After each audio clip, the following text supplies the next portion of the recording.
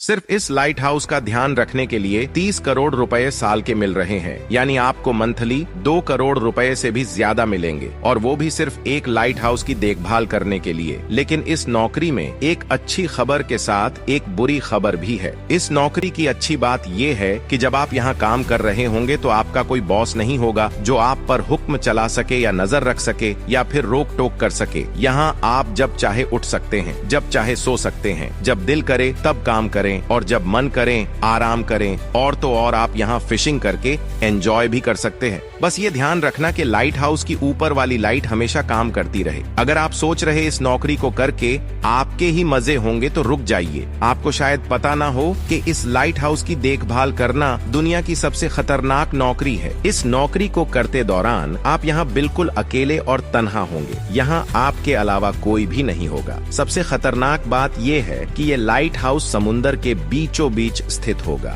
इस क्षेत्र में खतरनाक समुद्री तूफान आते रहते हैं। इन तूफानों की लहरें इतनी ऊंची होती हैं कि वो लाइट हाउस को अपनी चपेट में भी ले लेती है। इसी वजह से यहाँ 24 घंटे जान का खतरा बना रहता है। ये सब जानने के बाद आपके दिमाग में ये सवाल तो जरूर आया होगा कि आखिर इस लाइट हाउस को बनाने का मकसद क्या था, और क्या ये सच है कि लाइट हाउस की लाइट हमेशा जलती रहनी चाहिए। दरअसल काफी समय पहले कैप्टन मार्सिस नाम का एक बहुत ही मशहूर नाविक था जो अपने खतरनाक समुद्री सफर के लिए जाना जाता था, जो अपने ज्यादातर सफर रात में ही करता था। जब एक रात ये नाविक अपनी लकड़ी की नाव में यात्रा कर रहा था, तब पानी के नीचे बड़ी बड़ी चट्टानें थीं जिन्हें वो देख नहीं सका, और नाव में छेद हो जाने की वजह से वो डूब गई। अब यही कैप्टन के दिमाग में ख्याल आया कि इसका कोई ना कोई हल तो जरूर होना चाहिए जिससे जहाज चलाने वालों को ऐसे खतरों से आगाह किया जा सके। लेकिन ये सिर्फ एक समस्या थी। दूसरी सबसे बड़ी समस्या ये थी